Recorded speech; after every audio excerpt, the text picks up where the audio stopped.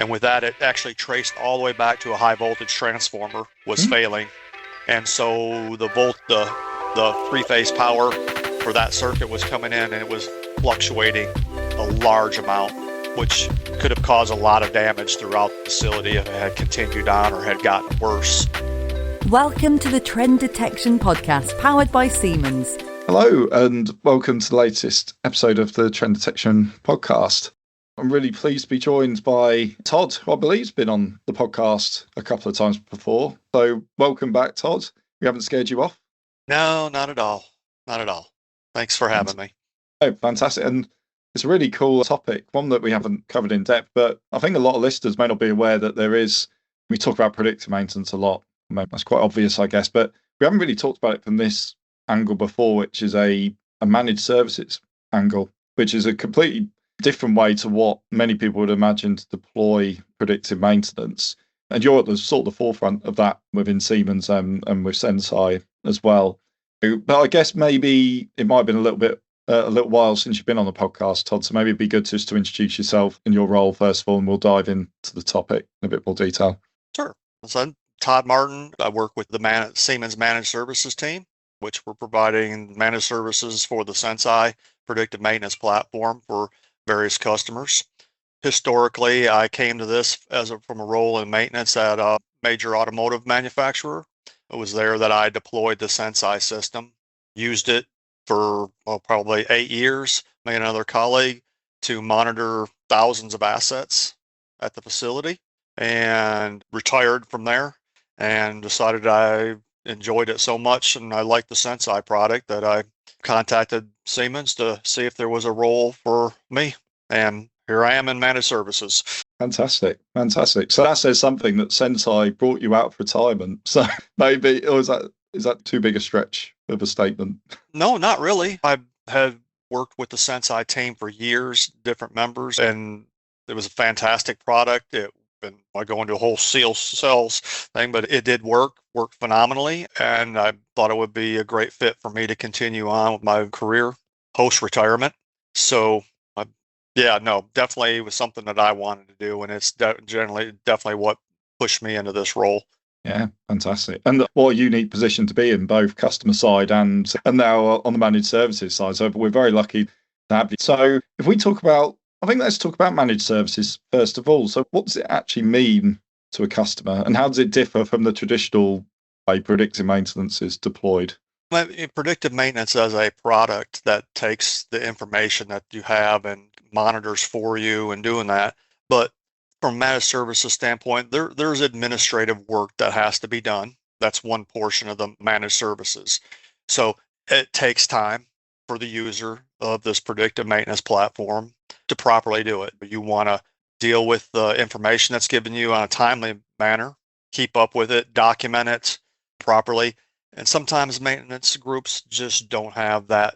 They don't have the bandwidth to handle that properly to make effective use of the product. So there's that portion of managed services. The next big part of managed services is our technical expertise in various efforts of equipment. Being one of the biggest ones is vibration monitoring and analysis, which requires trained personnel to do it. I myself am not a certified vibration analysis. Mine's more of a generalized predictive maintenance, looking at a lot of different technologies and using it. So even with that being said, I couldn't properly diagnose machine issues using vibration. You need a certified vibration analyst to do that. And customers may not have that capability. They don't have the personnel. They don't have somebody that's capable of doing that. Maybe great maintenance techs that can do the repairs great and other troubleshooting, but don't have that capability. So that's the other side of what managed services provides, is technical expertise. And as Siemens, there's so much technical expertise within Siemens that you have virtually an unlimited pool of resources that our team can pull from to aid the customers. No, exactly. And I guess from a customer perspective, or do they sometimes assume that they've got the skills like in-house when the topic of predictive maintenance first comes up? Is it first of all, we have various people, but then does it become clear quite quickly? Is there an assumption from the start we want to do predictive maintenance, but we don't have. It could go either way. Yeah, I can see a customer saying that they have the internal skills because they've been effectively keeping their equipment repaired, preventative maintenance duties on it, and it's all been effective. They've maximized OEE, minimized downtime, and feel like that's their people have the skills to do that.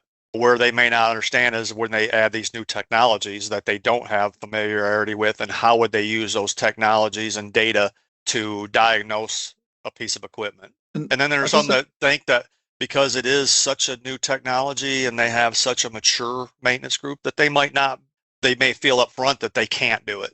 Yeah, no, that's true. That's true. And on the vibration point you made before as well, why is vibration quite key to managed services as well? In terms of, and again, it's about experience. It depends on the deployment. One of our larger customers, the primary deployment of predictive technologies is vibration. At the current point, it is the only source of predictive technologies on there. So vibration analysis is absolutely critical. Can't be done without them. Yeah. Oh yeah. So of course it depends on the type of data they want to analyze. Right. Yes. And I guess how common is it that vibration is the sole data? It's actually quite common, especially, and it's getting more and more common because of the variety of technologies, vibration technologies that are out there. In the past, it was only wired vibration, which took a considerable amount of effort to deploy. With wireless vibration technology, it's much easier to deploy that than other potential technologies. Yeah, no, that's true. That makes a lot of sense as well. And so I guess people are imagining what sort of a managed service looks like day to day from your side, maybe, but also maybe the customer side as well. What should they expect from both sides? What's your day to day like, first of all? My day to day is reviewing cases that are generated and evaluating them for validity. Depending on the types of data that we're getting, you can get more false positives because we don't get enough information from the customer to tell us what's going on in their facility. Is the machine running? Are they running a different product that we don't know about that produces a different signature to the equipment? So Senseye in of itself, without that information, has a difficult time determining is this a problem or not. But as human beings and with our experience, years of experience looking at the data, this kind of data, we can typically tell, now if this is anything, the customer doesn't need to be worried with this case. We document it and close it. Now, when we do run across something that is valid and that the customer needs it, that's when the customer gets that information and they have to deal with it. Now, they may not have to deal with Senseye directly because that's part of our service. They're not being forced to learn it. They just get what we do it, give them the information, they do their maintenance and respond back to us. Yeah, and actually to that last point as well, so that's your input. So on the customer side, so they don't need to log into the app directly. They don't need to learn it and what a case is and all these different things. So what's their response? What are they responsible for? Taking our reports and what we tell them is going on, going out and investigating these issues. So of course, as managed services, we're remote and we can't go put our physically hands on it. So there's a lot of maintenance people understand that's a big key thing for diagnostics, and it is you put your hand on it, you put your ear to it, you put your eye on it. So we see what's going on in the data. Looks like something, we tell them, they go out and begin that investigation, determine they can find it. Now we will give them information because especially from vibration, you get a lot of good things that can point you, get really close, and we'll go into all those, but they can take that, they find the problem, resolve it, feedback to us, this is what they found, and then we do all the admin work to close this event out. They avoid double paperwork basically because they're going to undoubtedly have their own CMMS system where they're entering in a work order and doing the work and entering the results in there, and they don't have to at this point do this twice, once in their CMMS and once in the application. Yeah, and then so from your point of view, you're documenting it, the feedback on the Senseye side, the stuff that the case closure information and up and down, KPIs as well that are captured. And you're saying you're the remote team supporting, and then you've got the physical maintenance team on site. So I guess that's an interesting dynamic, isn't it? I think with predictive maintenance, and you'll know better than me, of course, about trusting the system or trusting recommendations. How do you build up that trust when it's not directly looking at Senseye, but it's like through you guys as well? Successes, basically. A customer that doesn't know us, as part of our managed services, we do go visit the customer locations and at least initially look at their equipment, get an idea of what they have and how it operates, interact with face to face with their maintenance personnel and the people that we'll be working with in the future on it. We get that kind of personal connection, and then successes with the team.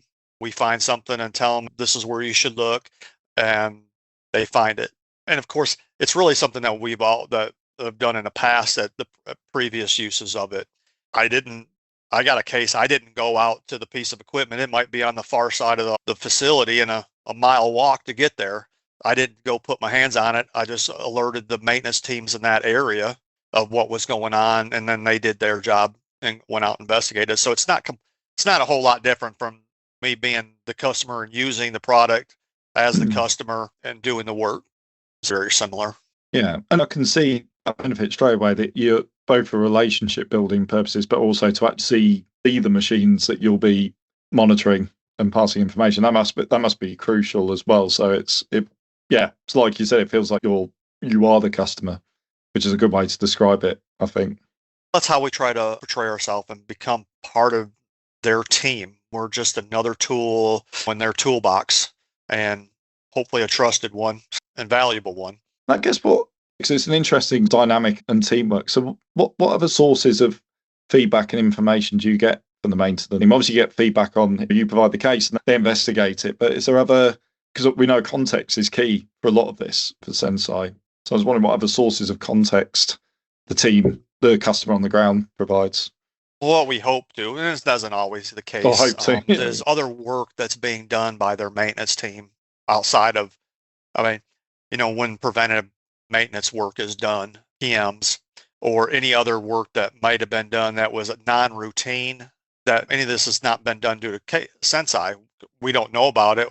But getting feedback that they've done this, and that helps us when we see differences in the data, and we can input that information, which makes the system even better and more predictive. And as a case becomes more and more prescriptive. And I guess because we know about the new case messaging in Senseye, so are you providing those recommended actions, feeding those directly back to the clients? At this point, we take it into account. We use it. Of course, it's always in the case and available for the customer if they so choose to do it. But our team has so much experience doing this diagnostics and analysis and prescriptions manually ourselves. It really is a little difficult to get away from it. We trust ourselves, and with amount of experience. But as the AI tools become better and more learned, we add them to our repertoire. Oh no, of course, yeah, of course. It's a balance of both, as we know, right? So it's guidance from AI, but also experience, human experience as well. Can't be. And I guess that leads me nicely onto the question I was going to ask, because we're talking about managed services here, and I know there's a lot of talk in industry about knowledge leaving the industry. You said yourself you retired briefly, leaving that organisation.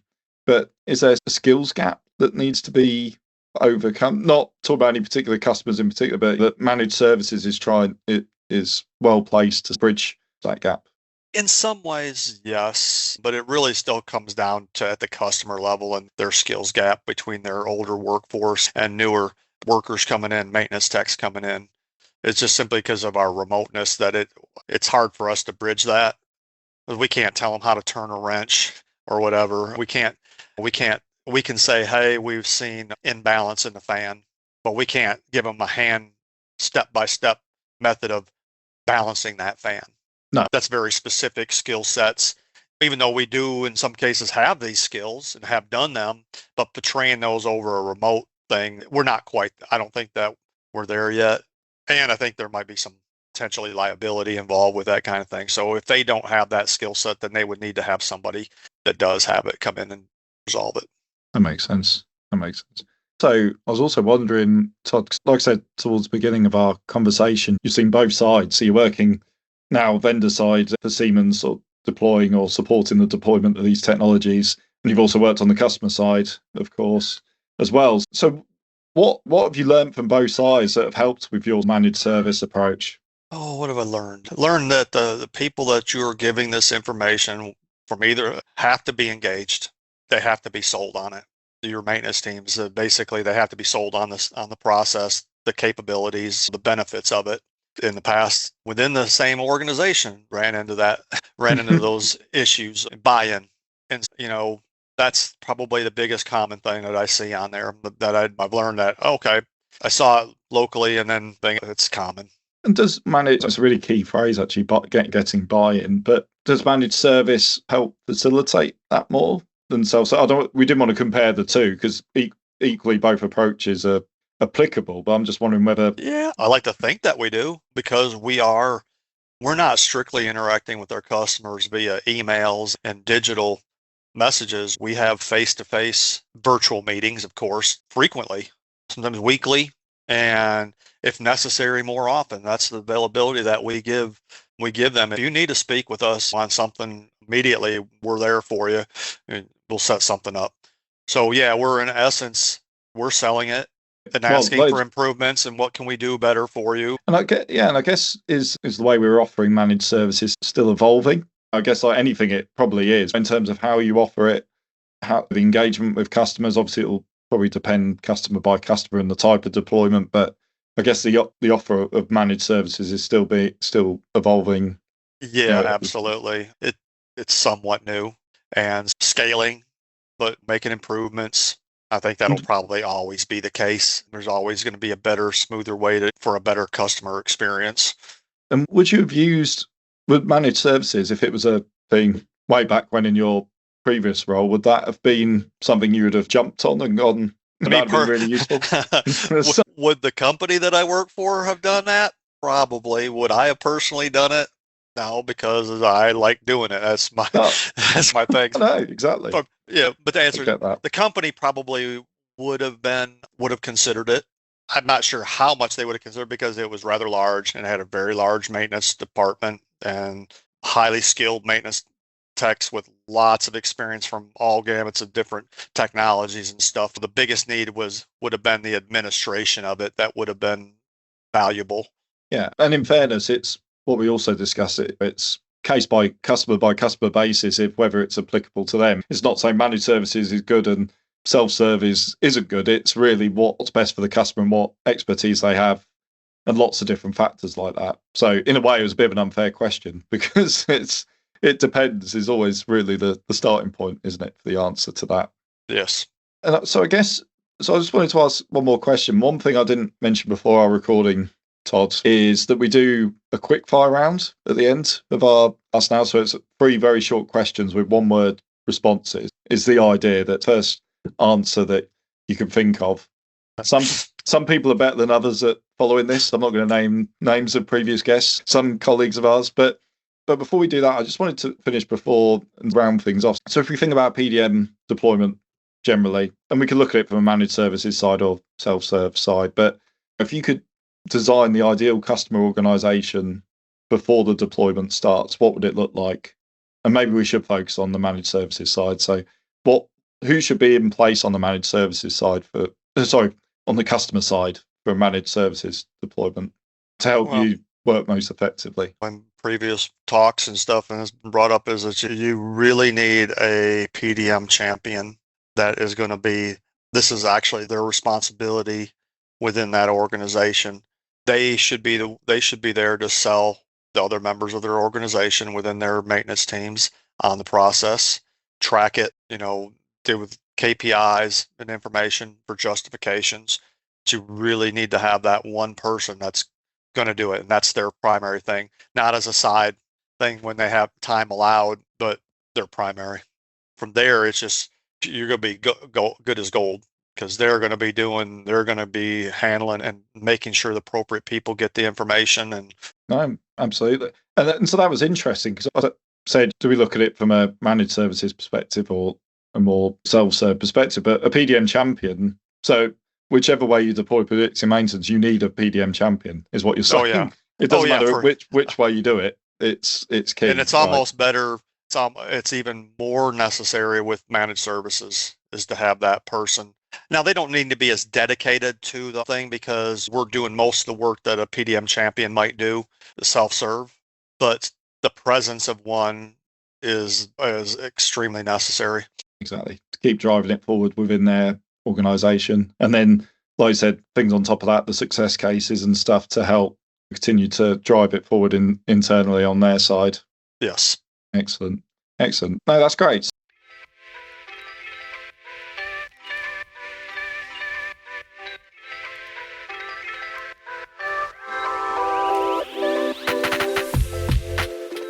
So, yeah, like I said, let's do a quick fire round. 3 very short questions. So the first question's actually, you just select from one of the answers, right? So it's when we're talking about predictive maintenance, what's the best approach? Is it to build something, to buy it, or to blend both? Okay. Buy it. Yeah. Take it. Yeah. So, yeah. And again, why would you say that? Because building such a thing requires specific skill sets that you may not have more than one resource at a location that can handle it. Run this up I built. The problem is if I'm no longer available to support it, then there may not be somebody else that pick it up and maintain it and keep going.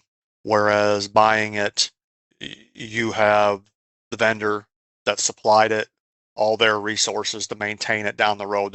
You're not relying on a single person to do it. No, that makes a lot of sense.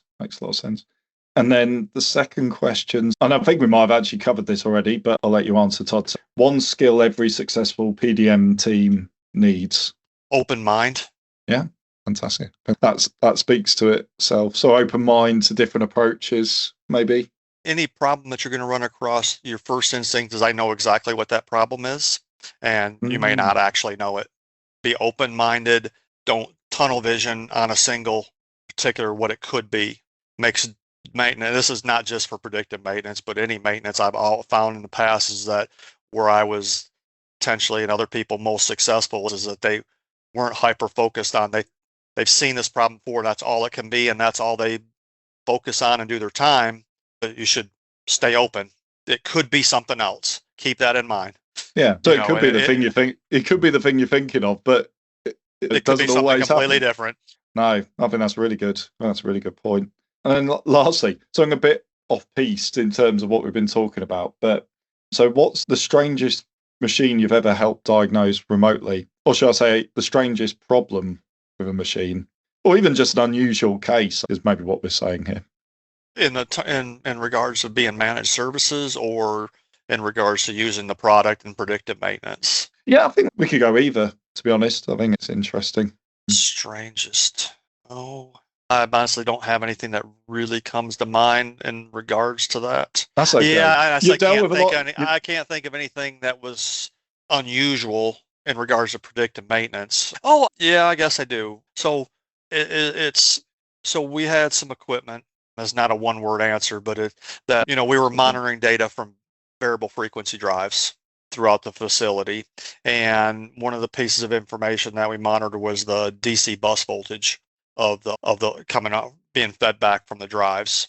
We started getting a lot of cases being generated across multiple assets where this DC bus voltage was fluctuating greatly up and down, and almost when you look at the data in a sawtooth pattern.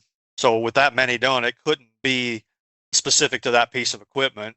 And then 1 or 2 VFDs were damaged and had to be replaced. And so we knew that it had to be something incoming on there. And with that, it actually traced all the way back to a high voltage transformer was failing.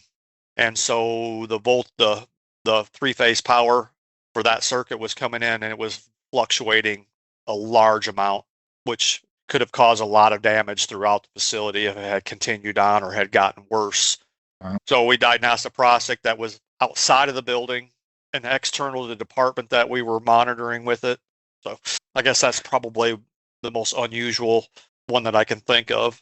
Yeah. No, thank you for doing that, because I realise I put you on the spot. For that one in particular, it's quite difficult. My age, the memory's not quite what it was. So. No. But for anyone, I think that'd be up there. But that was really cool. But I can see exactly why that sticks in your mind, because that sounds, like you said, quite catastrophic. Let's say if it failed. Yeah, shows the power of the tool and the approach. So so I think we've come towards the end, Todd. So it's been really great to understand a bit more about what you do and what you guys do in managed services as well with Senseye. So thank you for your time today. Really appreciate it. And I'd love to thank everyone out there, wherever you are, for listening to this episode, and we'll see you on the next one. Please like and subscribe on all major podcast channels. And to find out more about Senseye Predictive Maintenance, go to Siemens.com.